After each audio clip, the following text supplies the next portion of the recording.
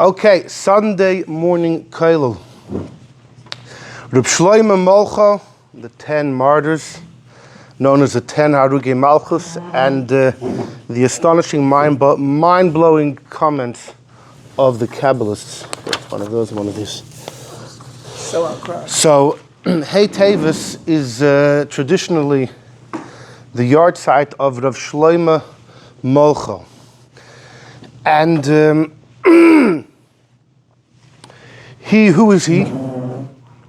So it's known in 1492, there was the Alhambra decree, there was an expulsion from Spain, from King Ferdinand, Queen Isabella, an expulsion of the Jews, and Thomas de Turcomada Yamach Shemai, the Grand Inquisitor, was behind this decree, and the Jews were forced to leave. If you want to stay, it's accepting Christianity. You don't, leave, with almost nothing besides your clothes on your back. And we saw once from the Abar Benel, about 300,000 Jews left, even more stayed. But amongst those that left, many went to Portugal. It's the neighbor. And Portugal's doors were open. The problem is 4 or 5 years later, the king of Portugal, King Manuel, wanted to marry the daughter of Queen Isabella. And he was told, you want to marry in the family? You can't have Jews roaming the streets of Portugal. Now, this Manuel didn't want to expel the Jews. He wanted the Jews for commerce. He didn't want them to leave. So instead of expelling them, instead of initiating a giddush, an expulsion, a banishment, instead it was more of a forced conversion. And there's lots of stories over there. But many Yidden who had fled from Spain to there, now they see the Eibishter is hitting them, slapping them a second time. But this time they didn't have an option to flee. And many did convert. And there was one young couple that were forced into conversion, living as Goyim, and that decree happened in 1497. 3 years later, this couple had a boy called Diego Perez. He was a Jew because of his parents, but he was born, they were living as Christians. He was baptized as a child. And he was very clever, bright, he loved knowledge, and he rose with prominence to the point that at about 20 years old, he was working in a very high government office. And it was in the early to mid 1520s when in Portugal a frum Jew arrives.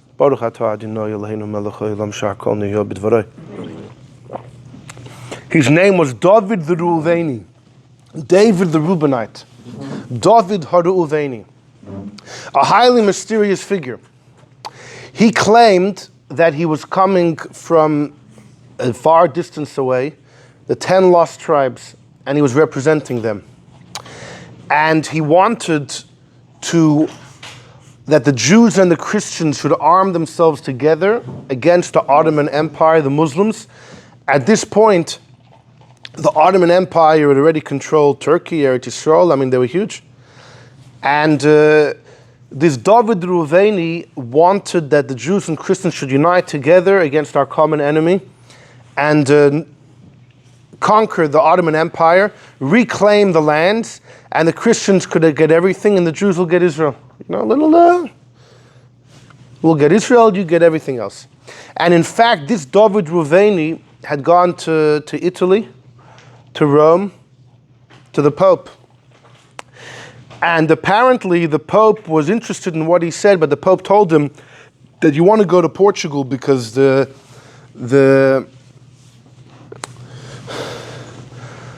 country of Portugal then apparently had a great navy fleet. They were a very formidable force.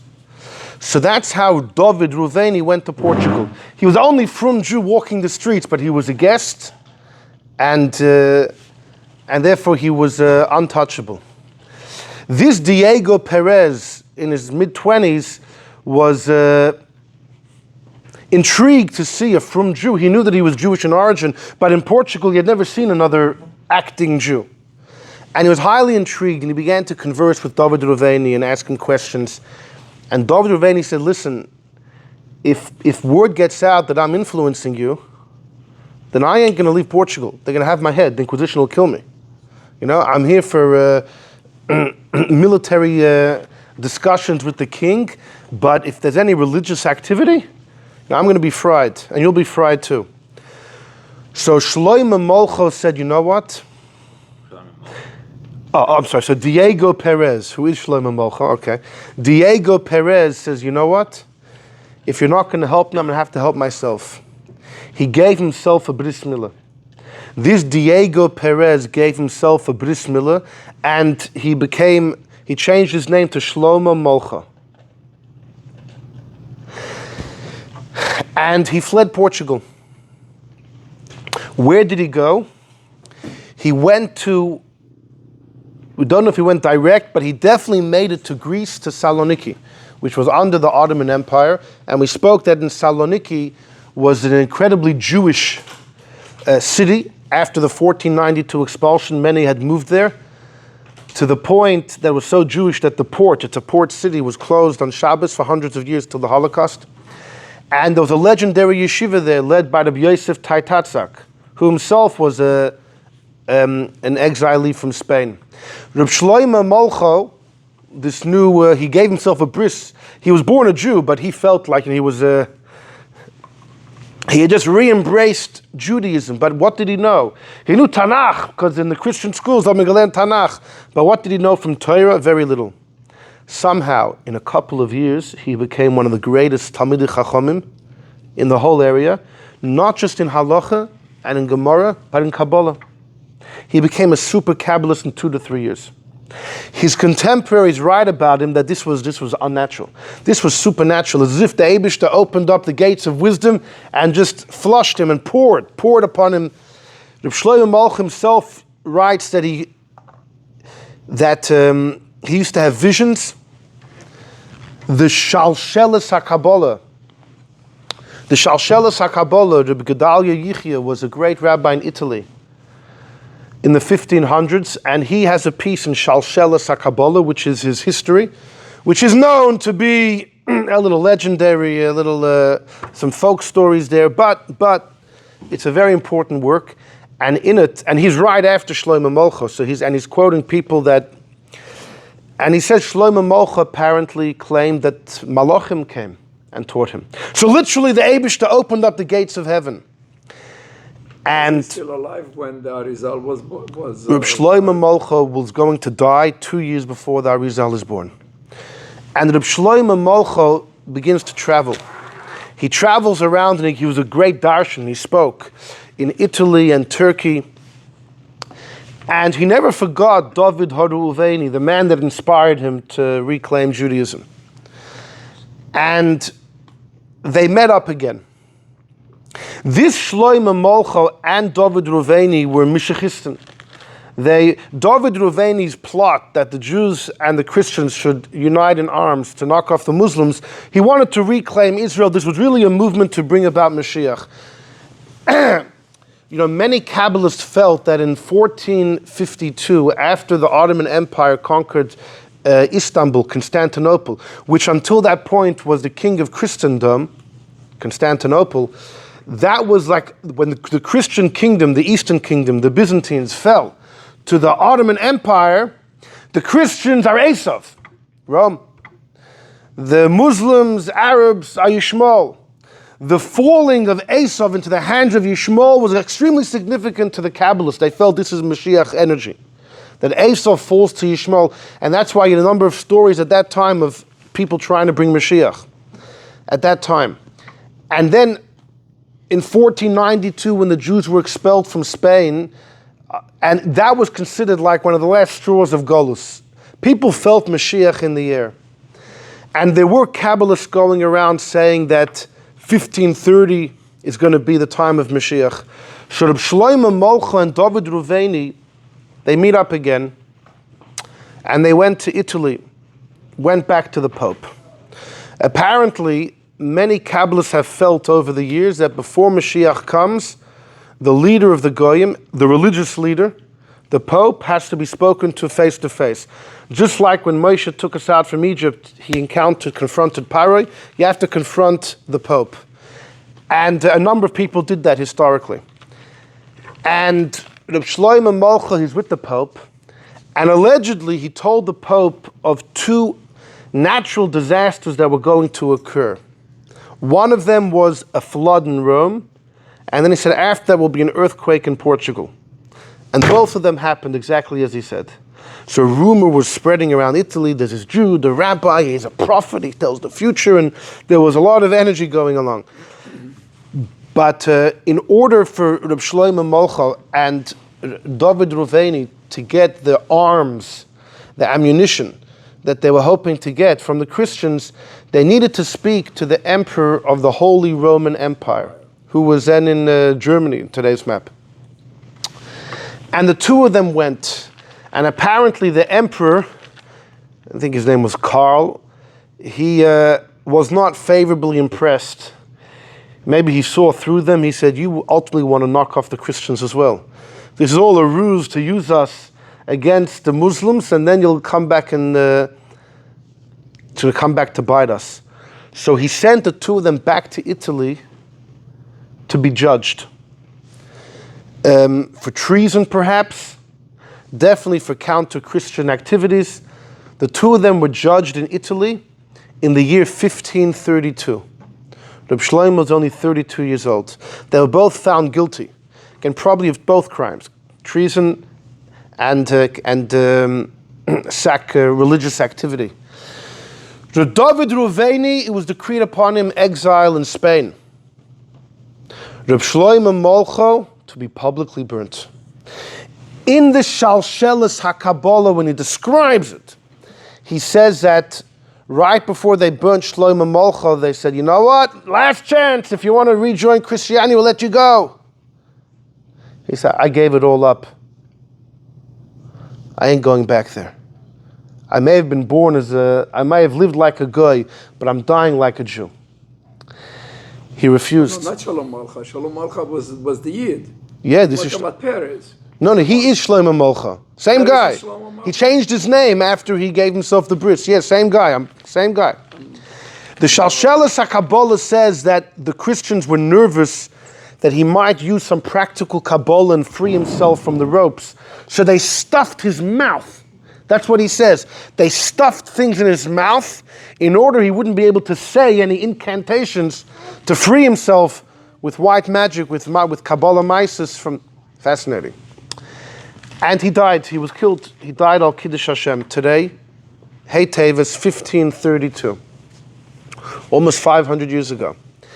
And he's been a mysterious fellow because it's even unclear. Some say that he claimed to be potential Mashiach. Others say that never happened. He was pushing for Mashiach, but he never claimed. There's a big argument in the historians if there's any real proof that he ever claimed to be the identity of Mashiach. We definitely know Rabbi Yosef Kaira was heavily influenced by him, because Rabbi Yosef Kaira was told in his Magid Meisharim, which is the diary Rabbi Yosef Kaira wrote of whatever a malach came and taught him. The malach told Yosef Kaira, you're also going to die al Kiddush Hashem, just like Shloime Bechiri, Shloime, my choicest one. And Rabbi Yosef Kaira coveted the death. He said, Shloime, I wish I died the way you died. They knew each other. From Saloniki, Rabbi Yosef Kaira learned by Rabbi Yosef Taitatchak. The Alshich learned in the yeshiva in Saloniki. Rabbi Shloime El Kabatz learned in the yeshiva in Saloniki. The Alshich, Rabbi Yosef Kaira, Rabbi Shmuel Di Medina, and many others. So Rabbi Yosef Kaira knew Rabbi Shlomo Molcho. He said, I wish I would die like you. Ultimately, Rabbi Yosef Kaira didn't. And the Rebbe spoke about that a number of times, why he lost the merit. But you see from Rabbi Yosef Kaira's comments, how significant Reb Shlomo Molcho was. Reb Chaim Vital, in his Sha'arei Kedusha, Gates of Holiness, he writes that what was Reb Shlomo Molcho's downfall? He misused Kabbalah Mises. These days, nobody should get their hands into using practical Kabbalah. As holy as you may be, nowadays we don't have the paraduma, so we're all... Anyhow, he gives a number of dangerous activities. Reb Shlomo Molcho went too far. He went beyond the line in what's suitable and appropriate as far as the power of Kabbalah, and he went into dangerous territory. And that danger materialized in his death. The Rebbe once by Fabrengen spoke about R Shlomo Molcho, and the Rebbe said R Shlomo Molcho knew what he was doing was dangerous. He knew that his life was on the line, but he wanted Golus to end. He said, Yidden are suffering too much. So the Rebbe spins the whole story. Like you learn Reb Chaim Vital, you can understand Shlomo Molcho was abusing Kabbalah. The Rebbe says, no, you've got to read it differently. Reb Shlomo knew he was engaging in dangerous activity. It might cost him his life. But he said, Golus has to end. I'm willing to pay the price. That's how the Rebbe spoke about. Very interesting. Either way, so that's his yardsticks today, and this segues directly into today's discussion. Look at number 1. It's a Yalkut Shemaini on Mishlei. Amar Rav Yehuda said Rav Yehuda, Lo nimseru harugim lemalchus. Do you know why the Romans killed 10 Tanoim? The famous story of the 10 Tanoim that were killed by the Romans. Asara Harugai Malchus. There were 10 great Tanoim killed, not all in the same time, over a span of about 80 years. But that's what it's referring to. Why were those Tanoim killed by the Romans? Ella al mechirasa shel Yosef. It was all because of the brothers selling Yosef. That's what the Medrash says. So the Medrash, yes, it's based on the Medrash says, clearly Rav Yehuda says, since the brothers sold Yosef, Tanoim were killed by the hands of the Romans. Amar Rab Ovin, it wasn't just a one-time thing. It wasn't just the 10 rabbis killed by the Romans. In every generation, there are 10 people that are killed because the brothers sold Yosef. And the sin hasn't even been forgiven. It's still hanging on our heads. So Rab Ovin is saying in every generation, unfortunately, there's more than 10 Yidden killed. Historically, every generation is what, 30 years? There's always more, unfortunately, than 10 people killed. But 10 of them represent, or it's a result, of the Shvatim selling Yosef. And the chet still remains. The chet still remains. So you can't help but think that this Reb Shlomo Molcho, who was such a legend, Reb Yosef Kaira looked up to him, the Rebbe spoke beautifully about him. You can't help but wonder if his death, he was killed openly by the Romans, he was killed in Italy by the Romans, by the church, by the Christians, and he was given a choice to convert, he refused. So it was real Mesiras Nefesh. He chose to die, didn't have to. So who were the other 9? Who were the other 9? Unfortunately, he was, like I said, take any period of 30 years of Jewish history, you'll find many more than 10. It's a very scary statement from Rab Ovin. So, but you see, Rav Yehuda was probably talking about the 10 that were killed by the Romans 2,000 years ago. Rab Ovin adds 10 in every generation. Now, it leads me to another story, and then we're going to... So he's 32 years old. When he was killed. Arizal is 32 years old. 38. Oh, 38. he's 38, okay. But close, right. Yeah, the greatest people, they go young. Reb Nachman of Breslov was 38. The Ramachal was also in his upper 30s. The Maram Shif was in his 30s. The Pri Chodosh, yes, some of the greatest people were... I actually started working on a book a couple of years ago, going through biographies of all the greatest people that died in their 30s. And you see how much they accomplished. It's incredible. Then I look at myself, and I'm in my 30s, and like, what have I done? Anyway, so I got so depressed. No, so I said, that's it. I can't write this anymore. Every page I wrote was just soaked with tears. Couldn't. Anyhow, here's the story. One of the greatest Kabbalists of the last 500 years is known as the Mishnas Chassidim. The Mishnas Chassidim. We spoke about him once by the shir about the black hole and the Tzimtzum. Rabbi Emmanuel Chai Riki was his name. His name isn't so well, Emmanuel Chai Riki. Doesn't ring too many bells, but he wrote many Sfarim. Most famous is Mishnas Chassidim, which is a very clear method, elucidation of the Arizal's teachings of Kabbalah. So he lives in Italy. And this Rabbi Emmanuel Chai Riki wrote a sefer on Tehillim called Chazot Tzion.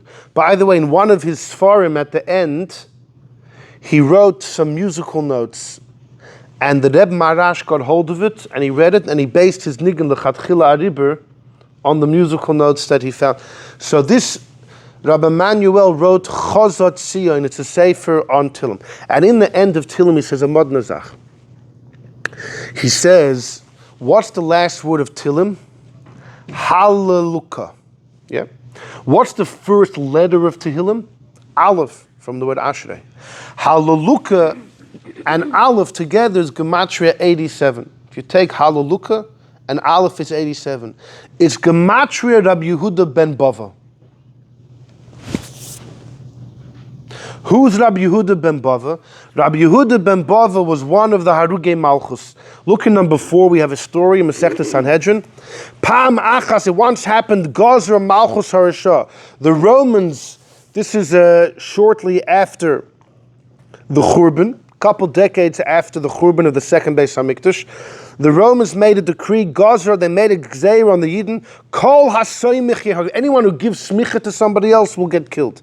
V'chol hanismich, the guy that got smicha will be killed. Notice that the city that the smicha happened in will be destroyed. This was a real smicha program. The tchumin shesoymchin bahen, and if it's outside a city, within a tchum ye'akru, the whole thing will be uprooted. So what did Yehuda ben Bava do? Halach v'yoshev loy ben shnei harim. He found a place between two mountains, two big mountains. He thought it would be undetected. And he was equally distant between two big cities. So he thought they wouldn't be able to pin either city because it's equidistant from both. And ben shnei tchumei Shabbos. Okay. It was between Usher l'Shfaram. The Samach Sham 5 Skanim, and these are the Rab Meir was there. Rab Yehuda, Rab Shimon, Rabbi Yosef, Belazar ben Shamua. These are actually the same 5 students when Rabbi Akiva lost his 24,000 students. And the Gemara in Yevamah says he went to the south and he re-began. These were the same 5. Rabbi Yehuda, Rabbi Shimon Bar Yochai, Rabbi Yosef, Rabbi Meir, etc. Rabbi Avia, Moshe, even Rabbi Nechemiah. So there were 6 students who were getting smicha from Yehuda ben Bava. But the problem is somehow it leaked. The Romans got wind about the illegal activity. Now how? Don't know. Smicha is a 5-minute process? What is it? Conveying smicha? How long did it take? Without anybody knowing? How hard is it? There were eyes everywhere. It's the KGB. There's eyes everywhere. There's eyes everywhere. Kiva, somehow they found out even over here. Even though he probably said, we're going on a class trip, we're going on a hike. Yeah, take my students on a hike. Somehow the Romans... Kivun shekiru aveim behen. Once the enemies realized, was tut sich? So Rabbi Yehuda said, Benai, my children, Rutzu, run. Run! So they said, Rebbe, Matel, what's going to be with you? He said, Hareini mutal ifneim ke'evan she'ein lo hoifchem. I'll be like a rock that can't be turned over. Marsha says he meant to say, I won't feel what they do to me. I won't feel it. I won't feel the pain.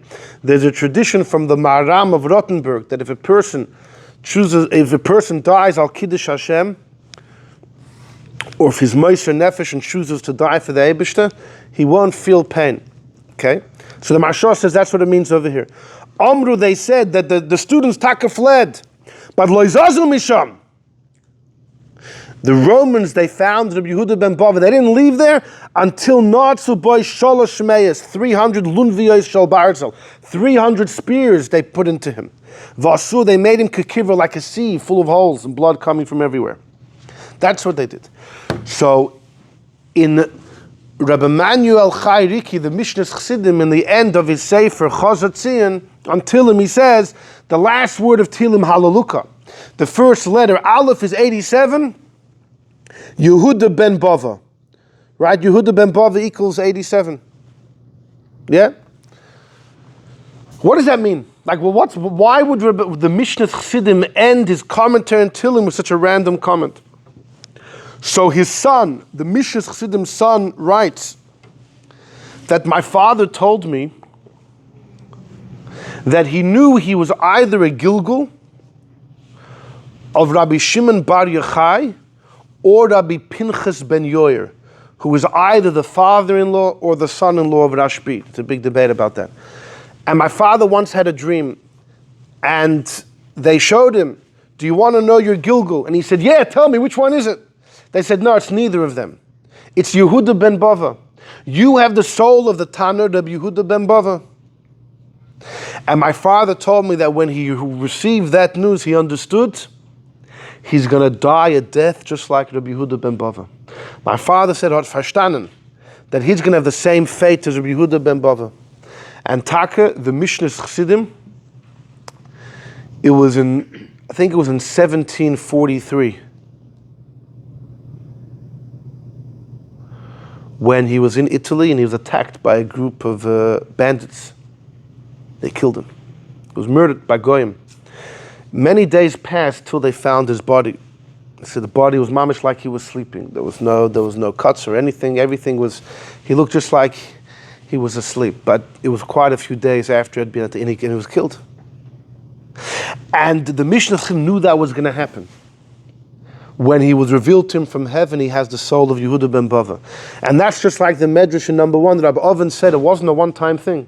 In every generation there are 10 Harugai Malchus. In every generation there are 10 people that die, all because of the sin of the brothers selling Yosef. 10 great. L'chayre would have to be 10 great people. So I'm imagining that, the Mishnas Chassidim said that he was continuing what happened to Yehuda ben Bava. He knew what was going to happen to him. And you would assume maybe R Shlomo Molcho as well. It fits. He's in Italy, he's in Rome, it's mamash, it's all over again, you would assume. Now, this group of 10 Harugai Malchus is in Gemara, it's hinted to. Look in number 2, it's a Gemara in Baba Basra, in number 2. Ki ha de Yosef bereid Rabbi Yeshua ben Levi. Rabbi Yeshua ben Levi's son Yosef had a near-death experience. This is the famous Gemara, a near-death experience that it's big today. Chalash, he was ill, and Ingid, he lost consciousness. And he mamish basically passed. They thought he was dead, and then he was revived, he's recovered. So Amalei Avua, his father said, "My chazis, what did you see? What did you see in your near-death experience?" Amalei said, Yosef, the son, says, "Olam hafuch, I saw an upside-down world. El yoinim lamata, the people that in this life were at the top of society, there are underneath. V'tachtoinim lamaylan, and those that were the downtrodden in this world, there, the wheel turns." So Amalei's father said, "You didn't see an upside-down world. You saw the true world. Olam barura Yisrael, you saw a clear world. We're in the topsy-turvy world." Then he said, "Va'anan heichi chazisinon, how did you see us?" Because maybe the Talmidei Chachamim. So the son said, "Ki heichi de chashvinon hacha, chashvinon hasam." The same way the Talmidei Chachamim are choshev here, you're also choshev there. It's not like the Talmidei Chachamim, are thrown under the rug in the world to come. But here's the clincher. V'shamati, so the son said, "I heard a few announcements in heaven before I woke up. They said like this, Ashrei Misha Bal Lakan v'Talmud b'yad. Fortunate is the one who comes here and he has his Talmud in his hand." Was Shweki singing it? By the way, the Marsha says, what does Talmud b'yad mean? It means the Chiddush Torah that you write with your hand. V'shamati, I heard, Shahaya Oimrim, that they said, Harugai Malchus, those killed by the Goyish government, Ein kol beria yechayel lamed b'michitzasan. Nobody can stand in their palace. That's what Yosef, the son of Rabbi Shua ben Levi, reports what he heard before he regained consciousness. That those killed by the Goyim, no being can stand in their place. So the Gemara asks, Man ninu, who are these people? Who were the Harugai Malchus? Rabbi Akiva v'chaveirav. So there's an idea of Rabbi Akiva and his friends. Says the Gemara, Mishum Harugai Malchus v'suloi. In heaven, their only virtue is that they were killed by the Goyim. Rabbi Akiva and his friends were the greatest tzaddikim, the greatest scholars, the most righteous people. But their only virtue is they're called Harugai Malchus. Pshit, it's obvious. Belav hachinami. No one's allowed into their palace anyhow, even if they wouldn't have been killed by the Goyim. So Gemara says, you're right. Ella Harugai Lud is talking about a story of two people, Mesech Tainus. In Daf Yud Ches, Lulnus and Papas, the emperor's daughter had been killed and the Jews had been accused of murder. And the entire Jewish nation, the Gemara says in Tainus, was on the threat of annihilation. and 2 brothers came forth and said it was us. And they were killed, and then the Jews were safe. So the Gemara says, those are the Harugai Malchus. We know nothing about them except for this chus that they had, big chus, that they died to save other Yidden.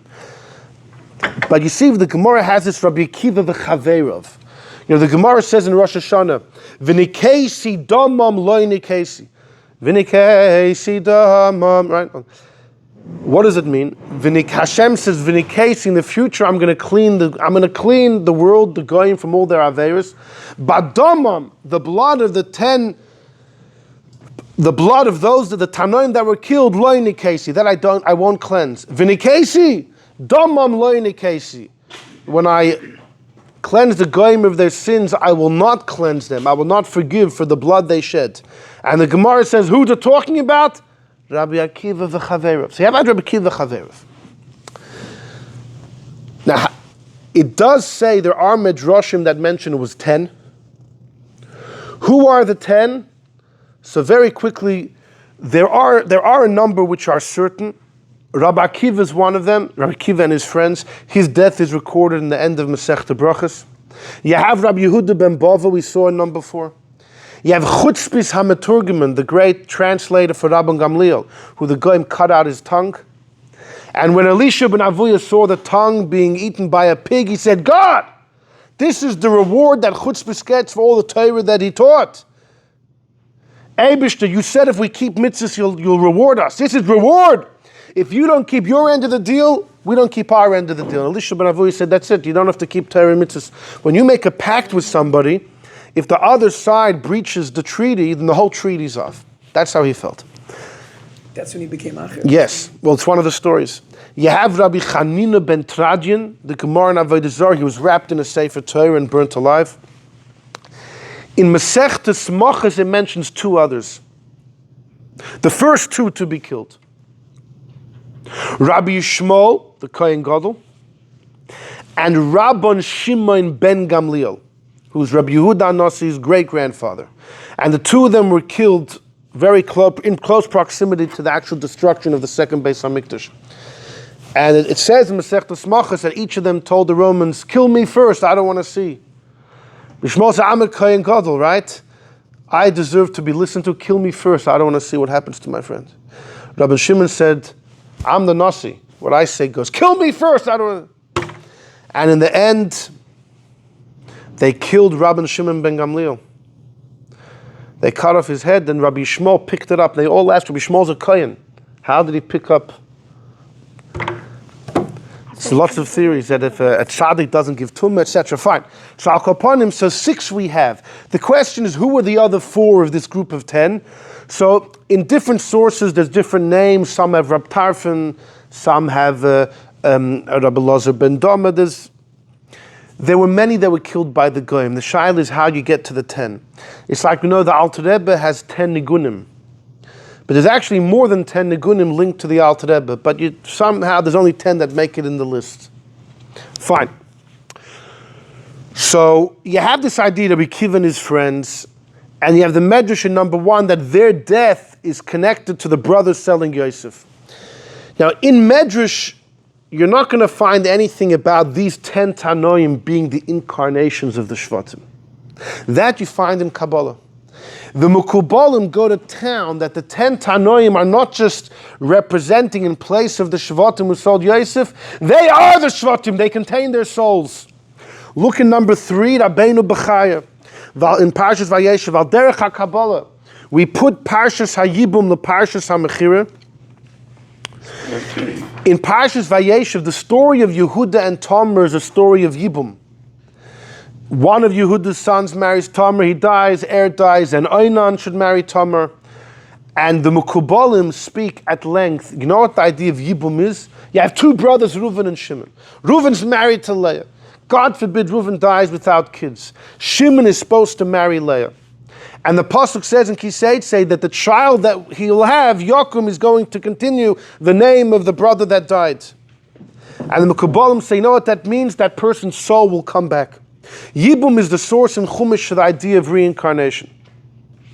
Now, it is true that amongst Jewish scholars there's a great debate if Gilgul is authentic or not. Reb Sadia Gaon vehemently denies that there's any existence of Gilgulim. He says the whole thing is rubbish. Many of the Jewish philosophers felt that way. The Jewish mystics and Kabbalists couldn't believe in Gilgulim any more than you believe in God. It's essential. It's essential part of Torah. They're always right. That's what the Kabbalists will tell you. In the Greek. And the Zohar has mention of Gilgulim. It's interesting that in the early Greek philosophers, there was a great debate as well. Pythagoras was a great believer in Gilgulim, and so was Socrates later. But after them, Aristotle and his students wanted to not deny the whole idea of Gilgulim. The Abarbanel in Parshas Kiseitse by Yibum, he has an arichas. Now the Abarbanel himself says he's not a Kabbalist. He wasn't Zoiche to learn Kabbalah from a proper teacher. But the Abarbanel was a big fan of Kabbalah. They're the Chachmei HaEmes, he refers to them. And the Abarbanel says Gilgulim is true. It's behind the idea of Yibum. And the Abarbanel says Pythagoras believed in it, Socrates believed in it. And then he says, Aristotle's questions. And he quotes quite a few sophisticated, deep questions from Aristotelian thought. And he deals with it and he answers each one. It's a difficult read to really understand what's going on. I try. It's a difficult read, even to get their questions, fine, but then to see the Abarbanel's answers. But it's incredible. The Reishis Chochmah was one of the greatest Kabbalists in Sfas. He's a contemporary of the Arizal, a student of the Ramak. The Reishis Chochmah speaks about Gilgul as well, and he says, don't you know? Pythagoras supported Gilgulim. The Alshich quotes the idea of Gilgulim. He says, don't you know Pythagoras believed in Gilgulim? The Sefer Charedim, also in Tzvas, he quotes Gilgulim. He says, don't you know Pythagoras? The strangest thing, everyone's quoting Pythagoras as the source of Gilgulim.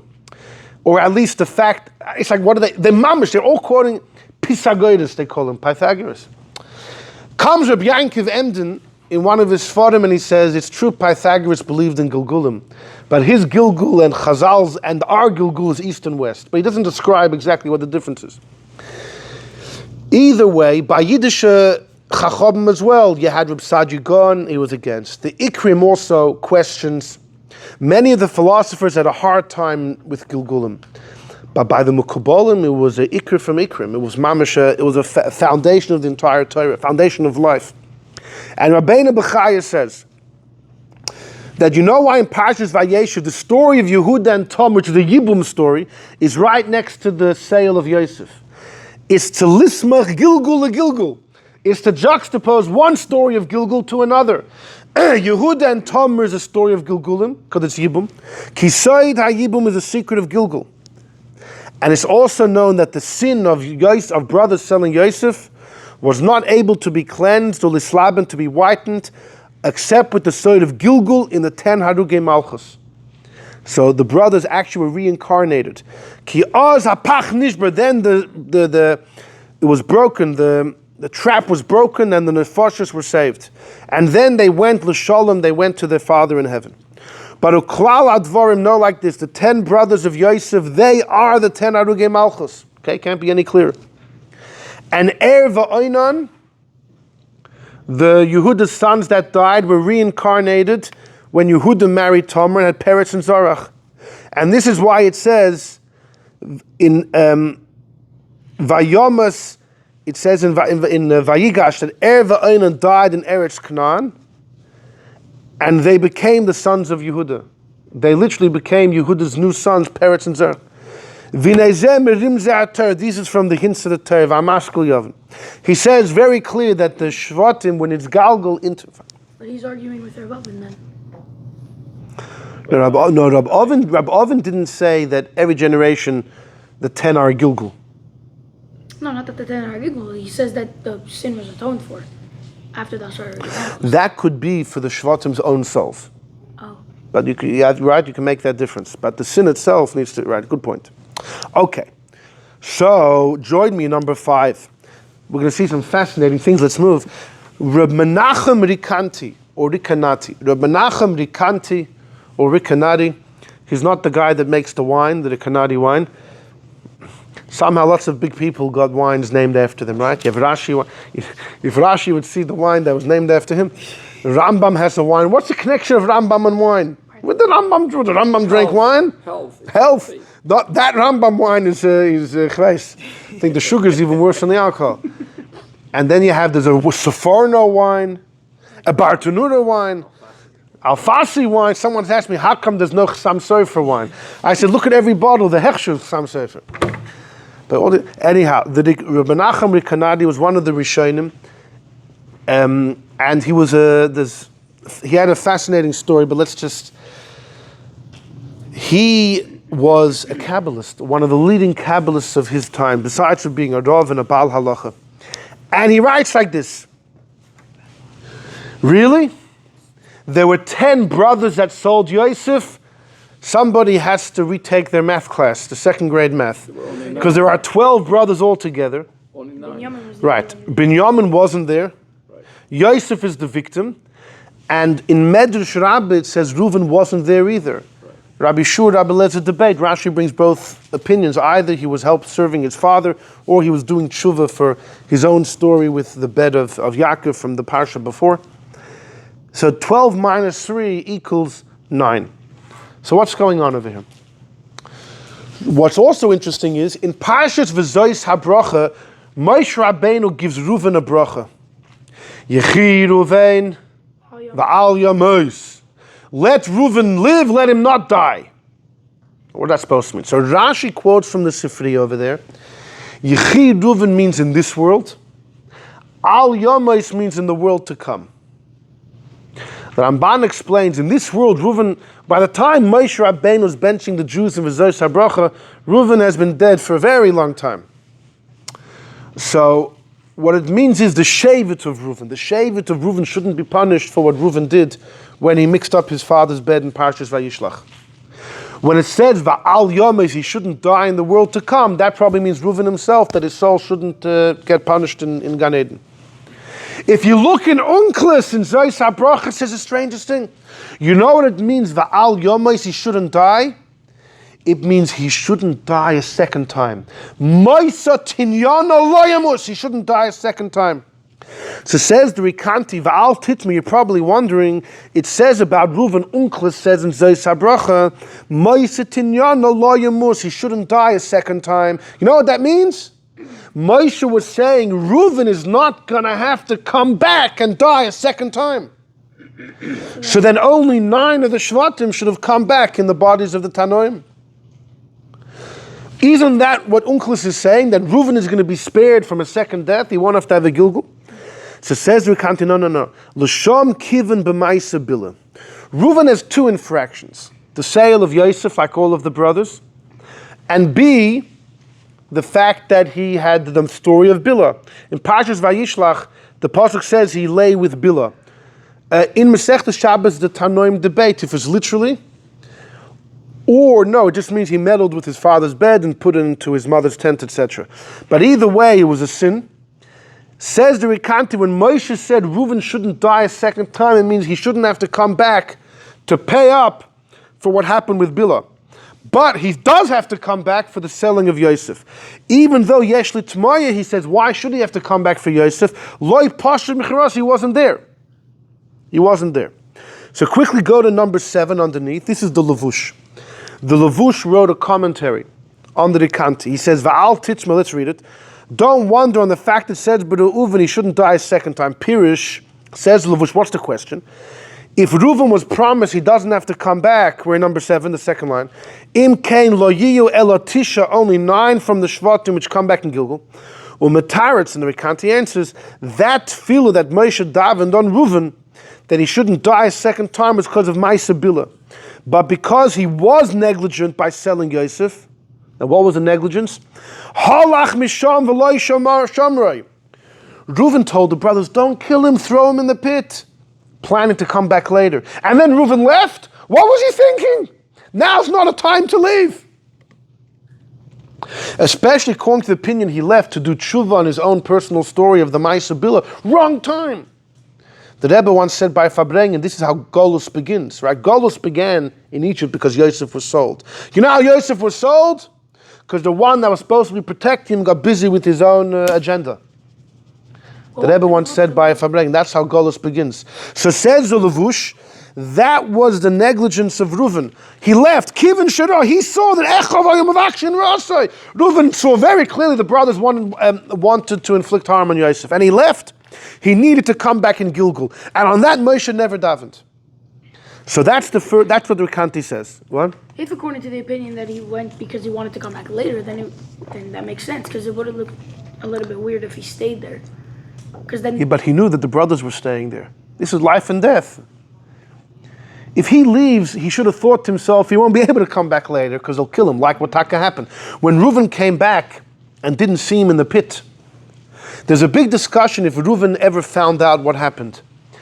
The Pirkei de Rabbi Eliezer seems to say Reuven knew, because the brothers got 20 silver pieces, and the Pirkei de Rabbi Eliezer says 2 pieces for each of them, and they gave Reuven his share. Right, he bought shoes.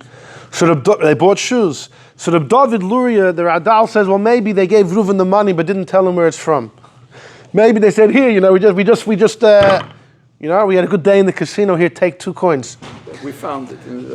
But no, it's pretty clear in the Pirkei de Rabbi Eliezer that he knew. In the Medrash Tanchum, it says he knew.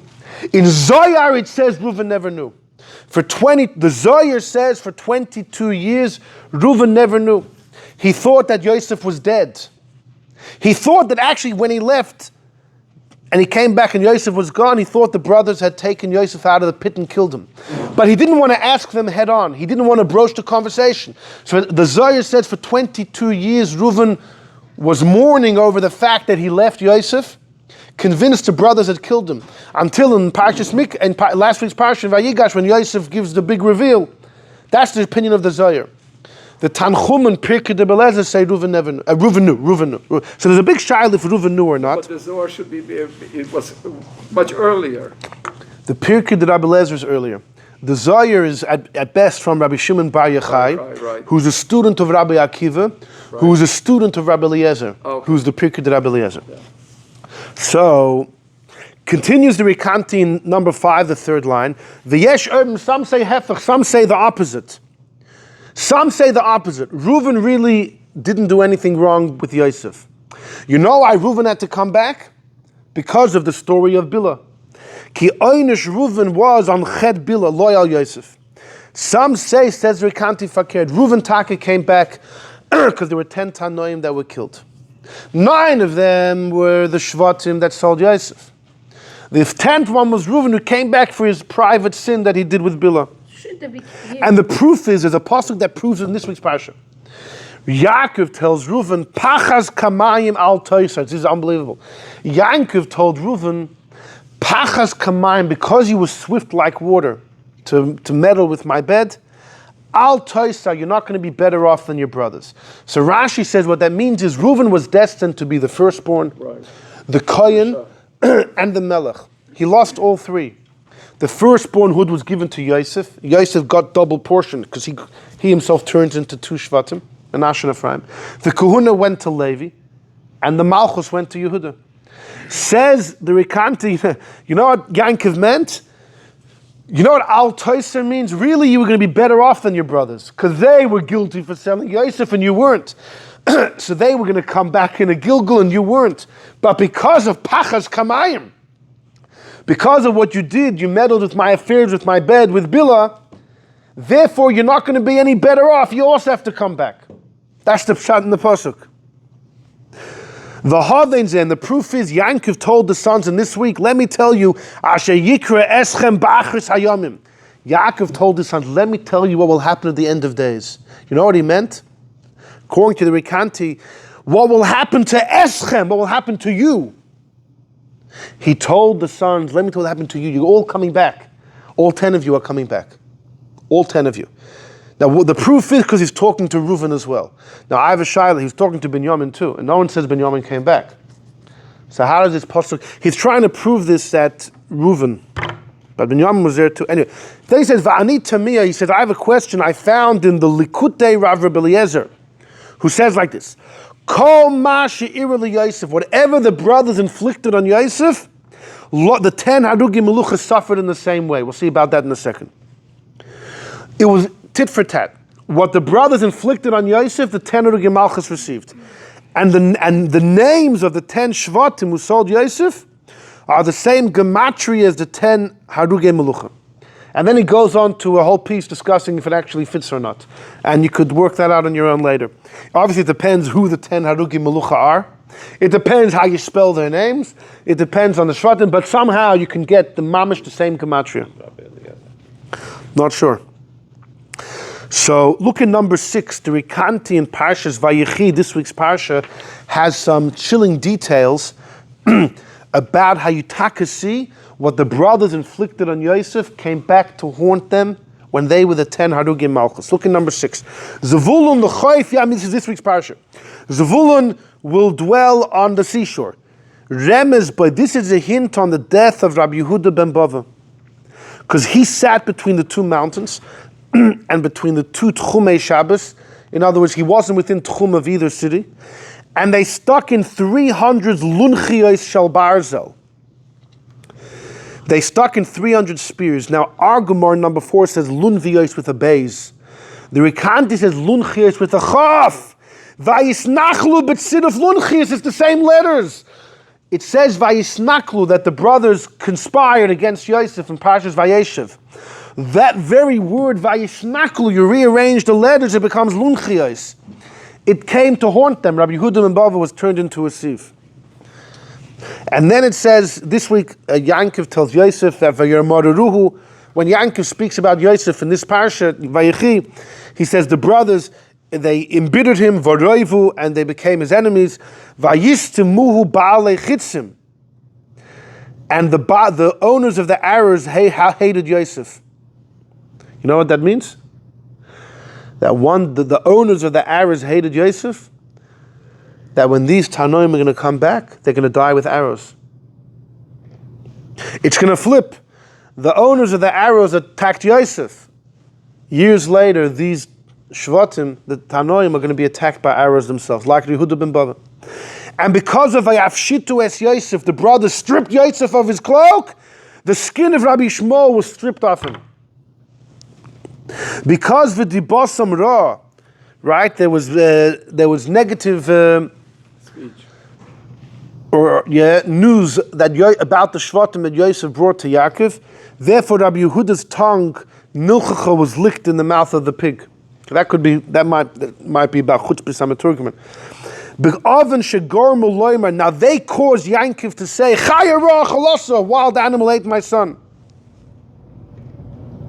Now, I think that's probably meant to be continuation. That's why Rabbi Yehuda's tongue was eaten by a chaya ra. I think it's meant, the comma and the period here are meant to be exchanged. But then it says, Rabbi Akiva, Rabbi Akiva once said, Rabbi Akiva said, when I was younger, I hated the rabbis. I said, who could give me a rabbi and I'll vashashchenu kechamar? I will bite him like a donkey. Because of that, Nisrak Basara, his flesh was peeled, B'shinei Barza, with iron combs, teeth. Because... That's not back to... Right. No, but it's... but maybe Chaya Ra. No, because the teeth, the donkeys, like Chaya Ra, that Yaakov said, it's all connected. Oh, he says the name possible. Right. And then he says, Yisachar Chamor Gorim. It says Yisachar was a strong donkey. Roivitz, he crouches between the barriers. Vayar menucha kitov. This week it says about Yisachar. He was a donkey, he rested between the borders, and he saw the dwelling place was good. Says the Rikanti, that's hinting to Rabbi Akiva. What does he have to do with Yisachar? Don't know. But exactly, so the donkey. Because of the chamar. And what does it mean Rabbi Akiva saw the menucha was good? Rabbi Akiva saw menuchas at tzaddikim began Eden. Rabbi Akiva saw in the end is going to be good. Toiv, it's beautiful there. And he saw the tainug of the upper oretz kinoaim, it's beautiful.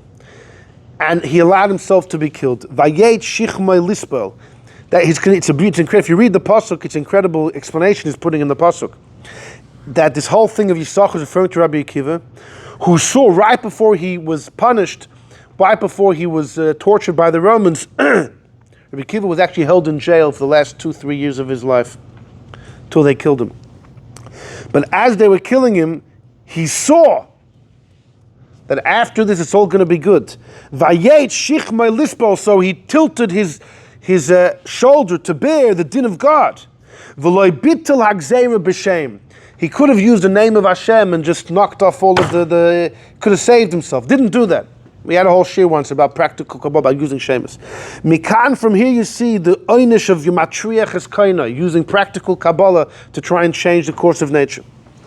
Ba'oid shahaya lamas, and this is also being derish the pasuk that because Rabbi Akiva was suffering at Mas's attacks, but he was serving God, because Yatza Nishmasa Bech, Rabbi Akiva died saying Shema. When he said the word Echad, he died. This is what the Rikanti says. It's chilling details. So Al Kapanim, back to the question, if only 9 brothers sold Yosef, why were there 10 Tanoim? This is like a big question everybody talks about. So we saw 2 answers in the Rikanti. The 10th Tana was Reuven. Either Reuven had to come back because of his part in the sale of Yosef, why did he leave? Or because of his own story with Bilah. If you look in number 9, Rabbeinu Bechaya says, why were there 10 Harugai Malchus?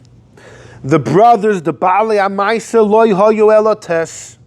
The brothers who sold him were only 9, because Reuven didn't agree. Yesh Leimer, I'll tell you. You know what Rabbeinu Bechaya says? We blame Yosef.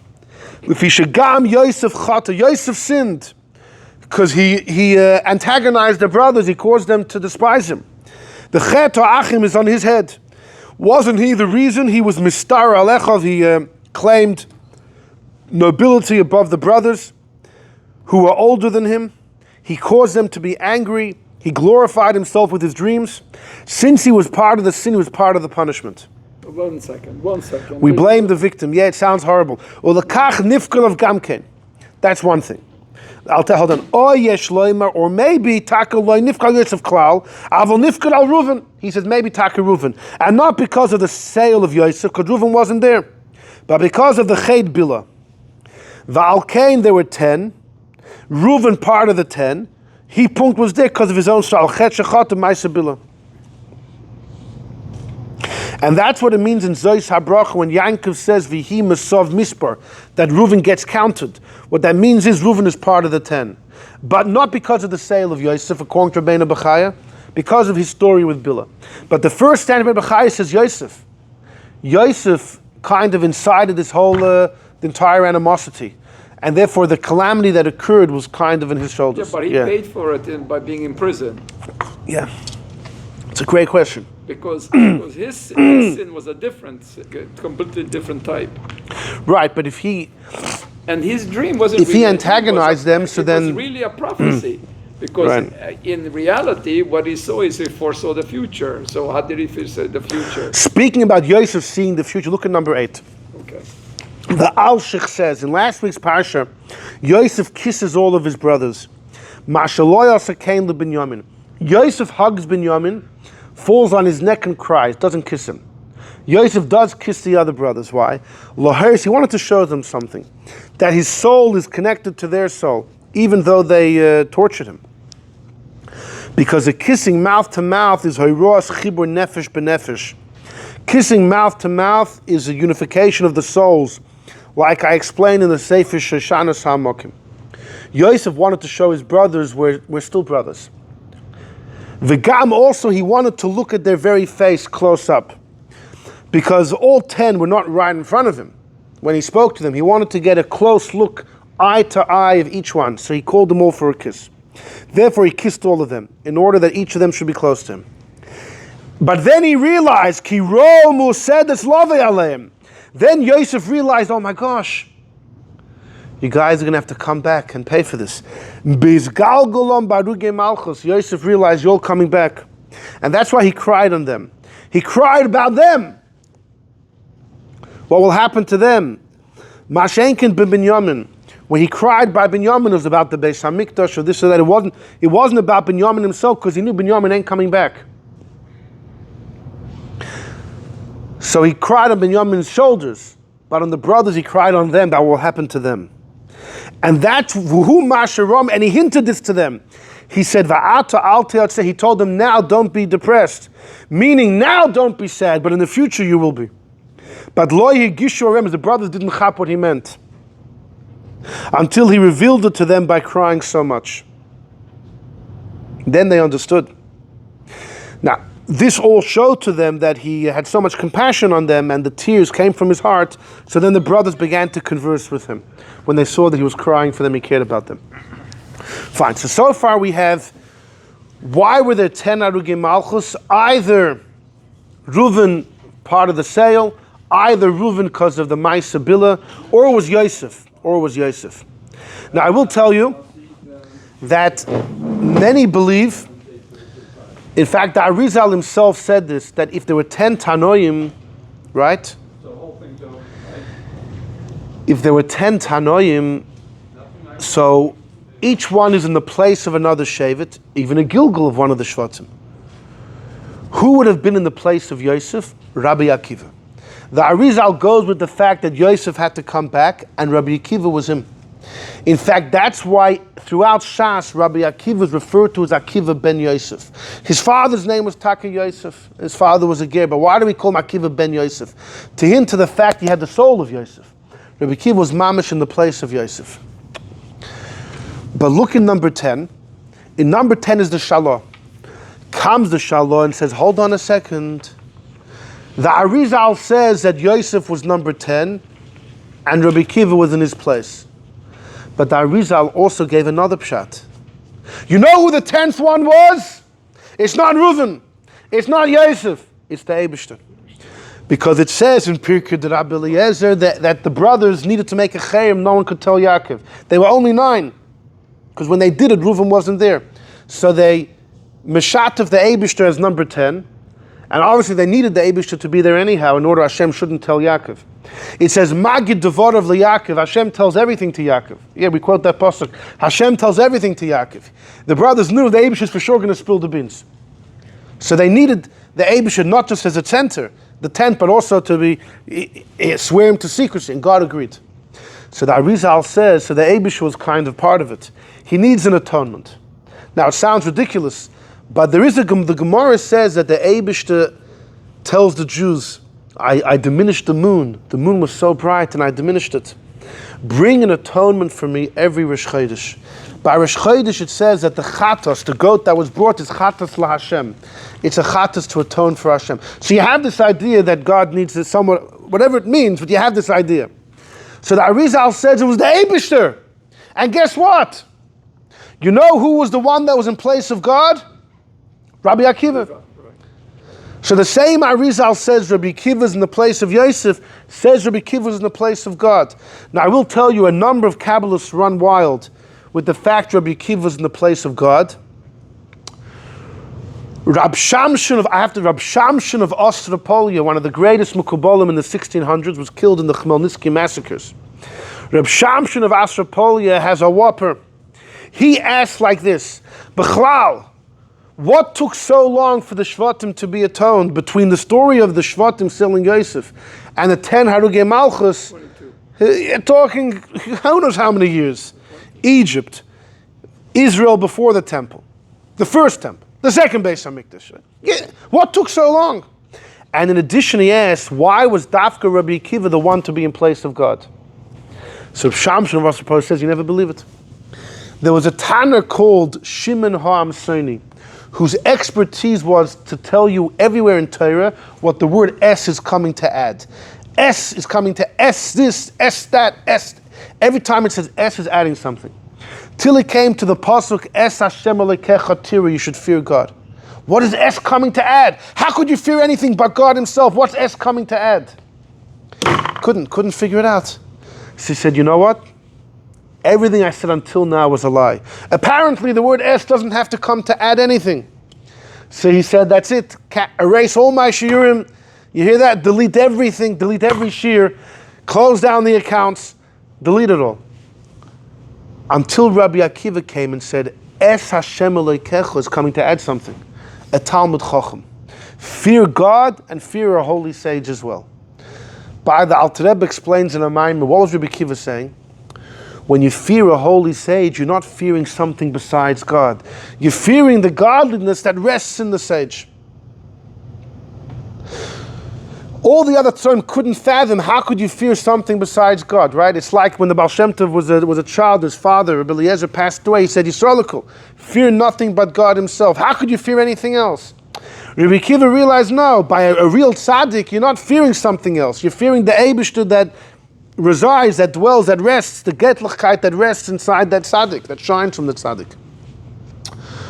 Oh, so says Rav Shamshon Ostropolia, Rabbi Akiva was the only Tana who came to the derher, the realization that a person can be a conduit through him where God rests.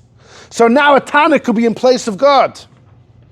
Well, also wasn't it... So hold on, for over 1,000 years, the Shvatim could never have an atonement, says Rav Shamshon Ostropolia, because the 9 Shvatim plus God, all 10 need to be atoned at the same time.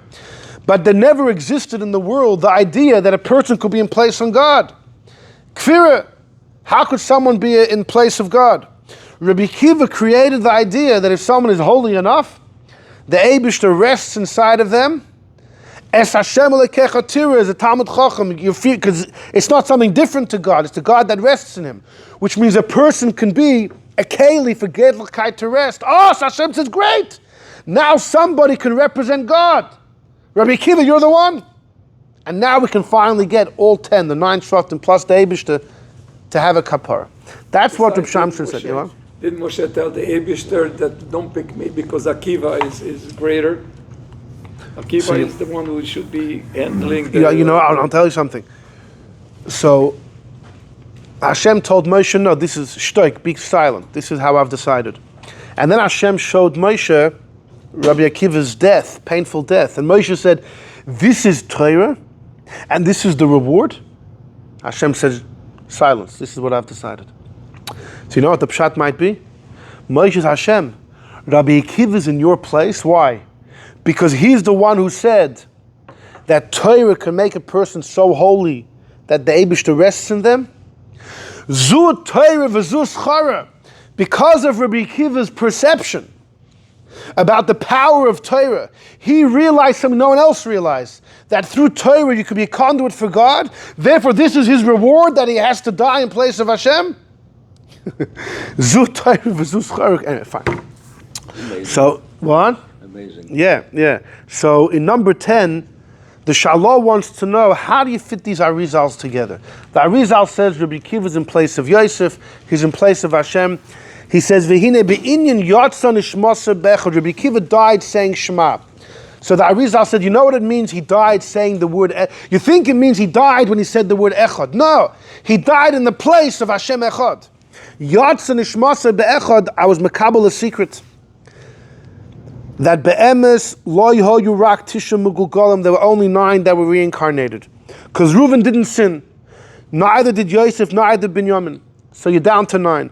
But they joined the Shechina with them when they made the Shecherim, so to speak, as if the Shechina was helping them in the act. And Kavayachol, Rabbi Akiva's neshama is in place of the Shechina. Lispol, to bear this. And that's what it means, his neshama went be'echad, it means in place of God who's one. And the reason is because Rabbi Akiva is from the Gerim. You know what it says about a Ger? They enter underneath the wing of Hashem. Which means Rabbi Akiva, because his father was a Ger, he was literally under the auspices of God. But Mikol Makom, it seems to me, this Kabbalah does not contradict what I wrote before, that Rabbi Akiva was a Gilgul of Yosef. He's asking the Kasha. Which one is it?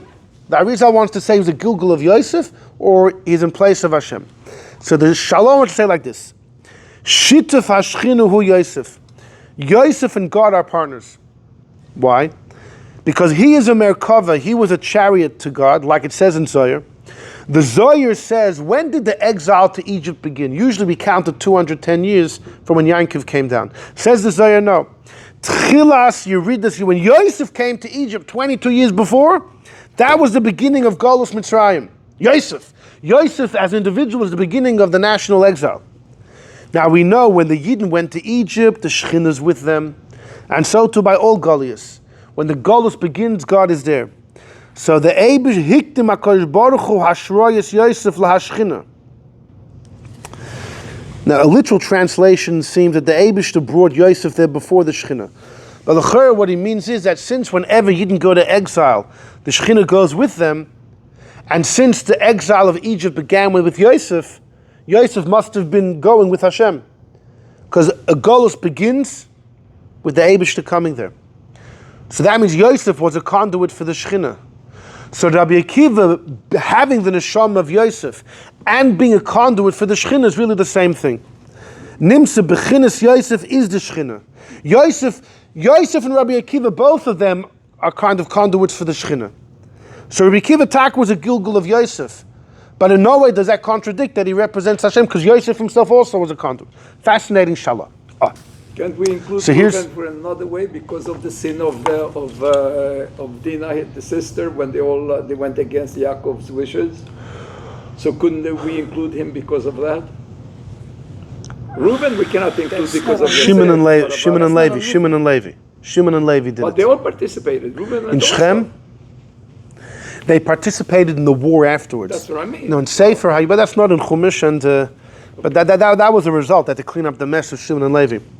Now, I will tell you, some Kabbalists say that actually Rabbi Akiva was in the place of Shimon. And that's why Rabbi Akiva suffered the most from all the Harugai Malchus. I mean, all of them suffered. Rabbi Akiva was the worst. Even Rabbi Shmuel had his skin peeled off. I don't know why that's any better. But no, you know why? Shimon was the chief instigator of harming Yosef. Rashi writes in Chumash, in Miketz, from the Tanchuma, who was the one that actually threw Yosef in the pit? It was Shimon. They didn't all pick him up, and it was Shimon. That's why Yosef kept him. That's why Yosef kept him. He was the guy. And also, when Yosef shows up to his brothers in Vayeshev, and one man said to his brother, "Oh, look who's here!" It was Shimon. Shimon started the whole thing. So the Mekubalim say, if Rabbi Akiva is in place of Shimon, that's why he suffered the most. Anyhow, but the clincher of all this is number 11. This is the tail end, but in number 11, Rabbeinu Bechaya says, Avol yesh litmoya. Rabbeinu Bechaya says, there's a wonder over here. It says in Pirkei Hecholos that Rabbi Chanina ben Trajan huchlef b'lupinas keser. Rabbi Chanina ben Trajan, they were all taken into prison and they were kept there until their execution. He was exchanged for the Caesar Lupinus. They look similar. Lupinus Caesar was the one that was burnt, not Rabbi Chanina. V'chein kol shar, all of the 10 Harugai Malchus. Ki ken kosuv shom, it says in Pirkei Hecholos, which is an old medrash linked to Rabbi Shmuel the Tana. It says that Kemid Zois, all the Chachmei Yisrael, that none of them actually died. It says there that Rabbi Chanina ben Trajan was exchanged for the Caesar Lupinus. Lupinus was killed. Rabbi Chanina became emperor. And during his first month on the throne, he killed 10,000 Roman soldiers. And so to the second month and the third month. After 6 months, he had killed 60,000 soldiers, started getting fishy. So he had to scram before the secret was out. But it says in Pirkei Hecholos that so too none of the Tanoim actually died. Says Rabbeinu Bechaya, what's going on? V'shamati, he says, I heard Pshat, says Rabbeinu Bechaya. Ki kashem shehuchlev Yitzchak, Yitzchak was exchanged for a ram. Right? Yitzchak ultimately didn't die. Okay, the Zohar says that he did, but the Pashtus, Yitzchak was exchanged for a ram. But Yitzchak gets reward as if he was offered. And the Medrash says that Hashem looks as if Yitzchak's ashes are piled on the altar. In other words, if you're ready to die, it's like you did. So too, all the Chachmei Yisrael were exchanged with others. But since they thought they would die, they tasted the taste of death, the fact that they were nitpasu, they were thrown in prison. V'nigmar dinam, they were sentenced to death. So that was enough. They were makabel, their einish, and it's as if they died. It's a fascinating Rabbeinu Bechaya. And everybody asked, but I didn't get it. They actually sold Yosef, right? If you kidnap someone and sell him, you have to actually die. It's not enough to taste the death, you actually have to die. So why didn't they actually die? So I'm going to give you two answers, okay? One of them I've said before, you may have heard, but the second one is two, I think, very interesting explanations, and tell me what you think. Number one, every kid is told that it was the brothers who took Yosef out of the pit and sold him to the Yishmaelim. Not so fast. There are a group of Rishonim that believe, What happened was like this, and if you read the psukim with nitpick with the toothpick, you'll actually notice that what happened was like this. The brothers threw Yosef in the pit as per Reuven's instructions. Fine. Then vayeshvu lechol lechem, they went to eat. You think they ate right next to him? No, they moved away somewhere else. They see from the distance a caravan of Yishmaelim. Let's say it's going to take an hour till the caravan comes. So Yehuda says, you know what? Let's sell him. According to this, Reuven was there with the brothers. When Reuven heard Yehuda offer the option of selling, Reuven's like, gewaldig! He didn't offer it himself. He thought the brothers wouldn't accept. But okay, sell him, then he'll remain alive. So Reuven ran to the pit. He was the first one to run to the pit. In the interim, there was a group of Midyanim. Vayavru anoshim Midyanim. The pasuk seems to say the Midyanim took Yosef out of the pit. And then it says they sold him to the Ishmaelim. So hold on. So according to the Rashbam, Rabbeinu Bechaya, the Chizkuni, it was the Midyanim that plucked Yosef from the pit, sold him to the Ishmaelim, after which Reuven makes it to the pit, he's panting, Yosef's gone. He couldn't believe it. He ran back to the brothers. Where's Yosef? Nobody knew what happened to Yosef. Nobody knew. Nobody knew. Who said, look at number 12. I knew you wouldn't believe me, so I have the Rashbam over here. Anoshim Midyanim passed. Besoich, he says, as they were sitting to eat bread, they were far from the pit. You think they're going to eat while Yosef's crying for help? No. Now, they were waiting for the Ishmaelim that they saw. They were eating and they saw the Ishmaelim. Okay, it's going to take them an hour till the Ishmaelim come. But before the Ishmaelim arrived, so before the brothers had any urgency, there was still time, Anoshim Midyanim Achem, other people came. They saw or heard Yosef in the pit. They plucked him out. The Midyanim sold him to Yishmaelim. The Shlomo, the brothers never knew. In last week's parsha, Yosef told the brothers, I'm Yosef that you sold me. Shlomo, what Yosef meant was, you caused me to be sold. Hagramas was saying, because of your action, throwing me in the pit, that caused me to be sold. Zeh this is oimik derech pshut, this is the depth of pshut shel mikra. Because when it says the Midyanim passed, it's mashma aydei mikra, they happened to pass, and they sold him to the Ishmaelim. Fine. Then he says it could be that the brothers sold him, but in the first pshat he says, it wasn't the brothers. Hold on. And the Chizkuni brings this possibility to Rabbeinu Bechaya. So Chayre, it mamish is gewaldig. They wanted to sell Yosef, right? They caused his sale to happen. It was only because he was languishing in a pit, the Midyanim took him out and said, you're mine now. So they wanted to sell him. They caused him to be sold. It was only at the last moment it wasn't them. They were exchanged by the Midyanim. So too, Midah Keneged Midah. They were arrested. They were thrown in prison. Verdict was handed down. They deserve execution. But and it looked like they died. But at the last moment, they were exchanged by somebody else. Exactly how the sin happened. That's one option. But here's the other option. Did Yosef ever forgive the brothers? Major question. Did Yosef ever forgive the brothers? Rabbeinu Bechaya, number 13, has a famous comment that Yosef cried in this week's parsha. The brothers, right, after Yaakov passes away, the brothers come back and they're afraid Yosef might, unleash. So they concoct a story. They say, Yaakov told us to tell you to forgive us. By the way, did Yaakov ever know what happened? The Ramban says Yaakov never knew what happened. Tosfos says in this week's parsha, Yosef lived far, even the 17 years Yaakov's in Egypt, Yosef lives far away. Why? Why didn't Yosef hang out in his father's house? You know what Tosfos says?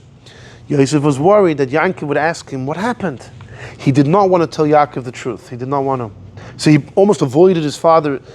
He would only hang out with other people in the room. Never had a one-on-one with his father. But Yaakov is teaching Torah to the two sons. You mean to tell me Yosef is never there? No, Ephraim, not Menashe. Menashe was with Yosef in the metropolis, in the capital. Ephraim was with Yaakov. Yeah, Taka. Yosef would come visit. He came for Yom Tov. He came to visit. He never wanted to have one-on-one time. That's what Tosfos says. So either way, Says Rabbeinu Bechaya, when Yosef hears them entreat him, the brothers say, "Oi!" They concoct a story. Your father, Yaakov, said, "You should please forgive us." He says, the moment they mentioned his father, he cried. Yosef, the moment he even heard his father's name, he cried. Now he says, the brothers asked for mechila, but the pasuk doesn't say that he forgave them. Now, Chazal say that anyone that sins to his friend, if Reuven harms Shimon, he repents, but the forgiveness will not happen until he appeases Shimon, right? You have to appease the guy you harmed. Now, the pasuk does say that Yosef spoke to his brothers, he comforted them. Shenira bazet seems shahoyalem ritzim that Yosef, that they kind of appeased Yosef. Mikol makom, nonetheless, we don't see clearly the word mechila be Yosef. You don't see clearly that he was meichel, or that he admitted, he agreed that he would bear their sin. The imkain, if so, they died without any mechila, and it's impossible to be atoned without his mechila. And that's why their punishment was hidden and sealed away until the time of the Ten Harugai Malchus. Because Yosef didn't forgive them, that's why they had to come back as a Ten Harugai Malchus. That's what he says. Awful. The whole reason of the suffering and the blood and the pain Rabbi Kiva went through, and etc., was because Yosef wasn't Meichel. This is what he says. Hold on. The Ur Chaim also says he wasn't Meichel. But if you look in the Sefer Chassidim, I wanted to bring a copy, but someone nicked my Sefer Chassidim from my house and it's gone. So in the Sefer, I have to get another one. But in the Sefer Chassidim, it says clearly that Yosef was Meichel. In Tanya, in Perek Yud Beis, the Alter Rebbe says to conquer your feelings and to even if someone harms you, to respond with favorable actions and take care and help and grant favors even to someone who harmed you. And he quotes from Zohar. But that doesn't say the word mechila. That means if someone harms you, you don't harm them back. And fakert, you control your emotions and you do favors to that person. But and the Zohar learns from Yosef. The Alter Rebbe says, he quotes the Zohar about Yosef. But that's talking about Yosef actively supporting his brothers like he did. But mechila in the heart, a machlokes Rabbeinu Bechaya who says no versus Sefer Chassidim which says yeah. So this is this is a theory that I've had which has proven to be extremely unpopular. I haven't found anyone that enjoys the theory, but I find it very convincing, which is like this. Maybe there's no debate. Reuven and Shimon, right? Best friends. Shimon, he betrays Reuven. They used to go walking every morning. Now Shimon betrays Reuven. And Shimon gets on his feet and he cries, he begs forgiveness. Even if Reuven completely forgives him, you think they're still taking walks in the morning? Maybe not.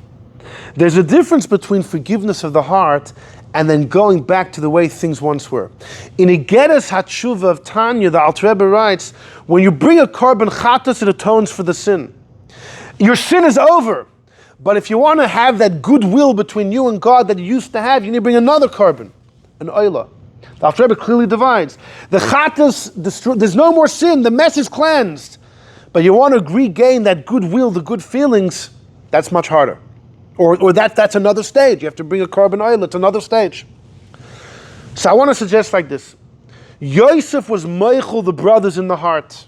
Yosef was meichel in the heart. Not just he was meichel in the heart, he physically took care of them. That's clear in the psukim. That's the Zohar the Alter Rebbe brings in Perek Yud Beis. Yosef didn't harm his brothers. Fakert, he took care of them and their kids and everything. So in his activity, he mamish took care of them. In his heart, he was meichel.